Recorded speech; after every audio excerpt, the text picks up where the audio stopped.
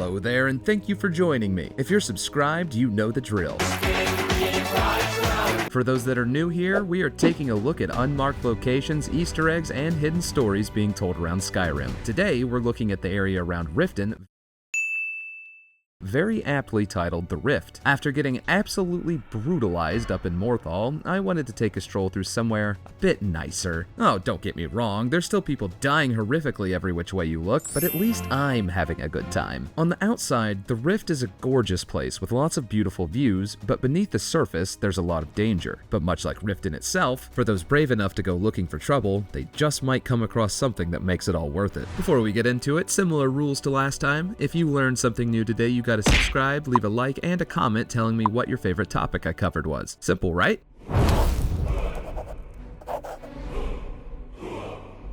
There's a lot of friggin' guards in the Rift. It makes sense though with the very obvious presence of the Thieves Guild. So it's not surprising that we find 3 tall guard outposts on the way to Riften called the 3 Sentinels. To me, this goes beyond what most guards in Skyrim tend to, guard. These seem more defensively placed, almost as if they were constructed with potential attackers in mind. They could also be a potential symbol for the power of Riften, seeing as these are more centrally located while Riften is more set back. This area can be viewed as an extension of Riften's arm, proving to all would-be troublemakers that the Riften guard is close by and fully prepared to rip the bones from your neck if you do anything to break the law. Inside each of the towers is a locked chest labeled Confiscated Goods. Even though the guard is standing right by you in each one, it is not considered a crime to confiscate the goods yourself. Truly, the influence of the Thieves Guild reaches everyone in the Rift.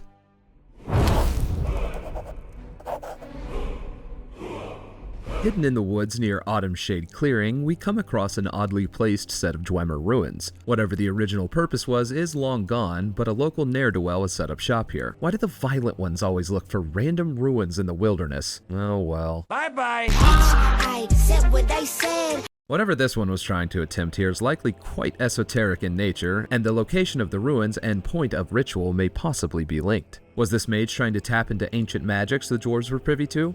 Maybe he just wanted to practice his magic in solitude, and our arrival was the final straw in a long string of interruptions. Get the fuck out of my room! I'm playing Minecraft! These arches look like they may have been in a large hall or junction area within a larger structure. Before you make a joke about the height of the arches versus the height of the dwarves, Elder Scrolls dwarves were of average height, so that detail lines up. What's actually strange is the ruins are clearly Dwemer, but there doesn't seem to be a large architectural structure that they are a part of. Most Dwemer ruins are found underground in large expanses, and all the dwarves are long gone, so we can only infer what the purpose of this place might have been. Could this have been a junction point that leads to some unseen ruins beneath the surface? Maybe there's a whole treasure trove of artifacts just beneath our feet, but we lack the access to retrieve them. Maybe we know even less about the Dwemer than we like to think we do, and structures like this were common at one point. Regardless, these days, the only thing anyone is getting from these are mysteries and potential run-ins with whatever dark magics the current occupants are brewing up.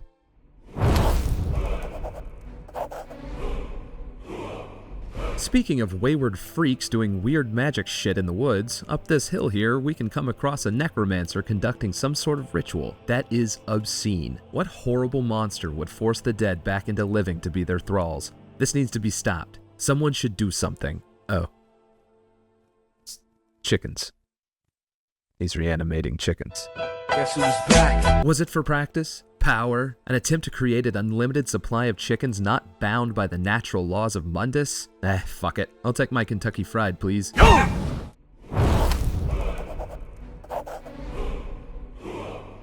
In the woods around the hold, we can find a campsite. It would be a nice place to camp, if the previous occupant wasn't currently rotting in the sun. There's not much around to indicate what happened here, but we can find a note on him that might give us some more clues. Turns out the dead guy is a big fan of arena fights. He'd heard rumors that a former famous arena fighter was operating close by, and that he was wearing an expensive suit of armor. He was gonna go meet him, but I guess he died before he got there. Now, technically, this starts a quest, and is no longer unmarked. However, I think this one is okay to include since it comes from a location that isn't marked on the map. Don't be a square man.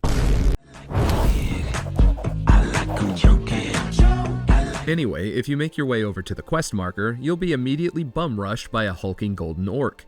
I'm not gonna lie, I kinda panicked before I realized how easily he could be taken out. The quest ends once we claim the orc's armor.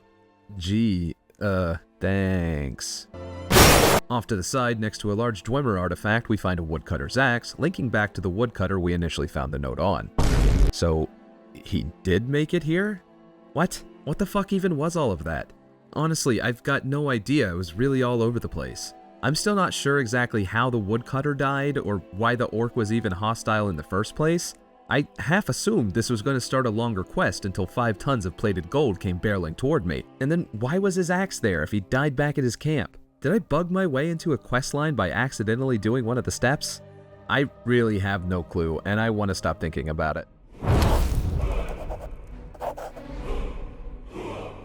At the base of this waterfall, you can find the corpse of a Khajiit merchant. Nothing on him indicates who he is beyond that, or what he was doing here. Also, I'm pretty sure he's still fresh, because I'm almost positive you can hear him fall to his death when you arrive in the area.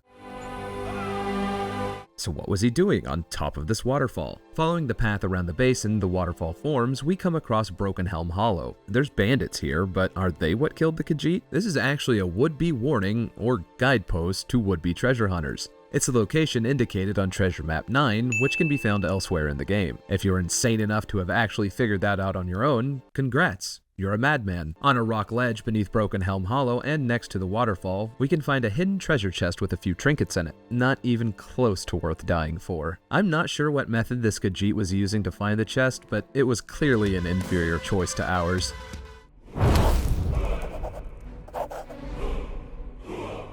Over here, off of the road that leads north out of Riften, we can come across a wolf that has been captured in a giant metal cage. Inside, we see meat has been placed, so this was clearly a trap, if the giant metal cage didn't give it away. Thanks, Captain Obvious. However, there aren't any hunters or poachers around. I'd hate for this thing to be stuck in here, even if it immediately attacks me afterward. I think letting him go is the correct course of action here. Oh fuck! Not only did the poachers rush me, the wolf died in all the chaos that ensued. I'm honestly not sure what these guys were thinking. It makes me think that not only were they hunting, they were intentionally waiting for someone to come along so they could rob them.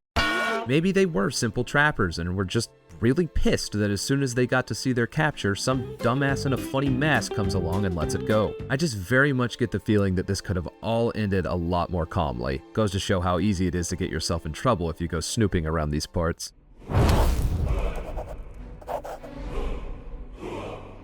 In the middle of this river is an island with the remains of what was once a very large tree. There's some people here who seem very angry at the local wildlife. You know, that seems to be an odd trend around these parts. I'm not sure what the rabbits have done to warrant drawing your weapons and shouting taunts at them, but surely it couldn't be that bad.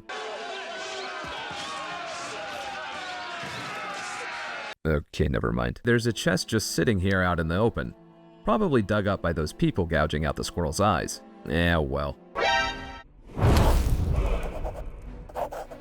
Up on the hill very close to the small island with the chest, we find the camp ruins of what was once an adventurer's camp. On a small note, we can find the once owner of this camp had a treasure buried nearby. Well, I guess that explains the hooligans from before attacking me, but I have to wonder, did they stumble upon this camp as treasure hunters themselves, or did something more nefarious occur between the would-be treasure hunters and the once owner of the camp? What did the rabbits do to make them so angry?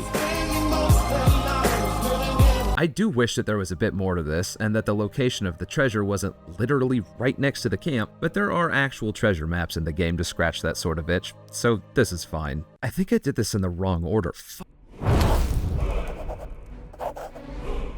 You ever look at the map and notice all the water on this raised section here? You ever wonder where all that goes? If you go up here above Nilheim, there's a place where there are multiple waterfalls running down the side of a mountain. Following leads us through a swirling maze of water and rock. It's really hard to keep your bearings here, but the view is absolutely worth it. Below, we find the place where all the streams have been pooling up, and beneath that, the waterfall that drains that pool. This area is honestly beautiful, and it's a shame that there's never a need to come here to see all of this. Hidden away along one of the paths you can take is a chest with a few treasures inside. If the view wasn't enough for you, the treasure chest is there to emphasize the rewards you can find by taking risks. So that was a few things hidden throughout the rift. I definitely think this area was a walk in the park compared to the swamps of Morthal. Go check out that video if you haven't seen it. I love how this area goes out of its way to reward you for exploring. There's lots of treasure and cool things to find here, but one wrong turn could lead your path toward a fate similar to some of the others we've encountered in our stumble through Skyrim. Remember, If you learned something new, you gotta subscribe, leave a like, and a comment telling me your favorite place from the video. If you didn't learn anything, you can leave a comment and tell me your favorite place that I missed. Subscribe if you want to see more, because there's more Skyrim and other reviews coming soon. Thanks for watching, and I'll see you next time. Bye!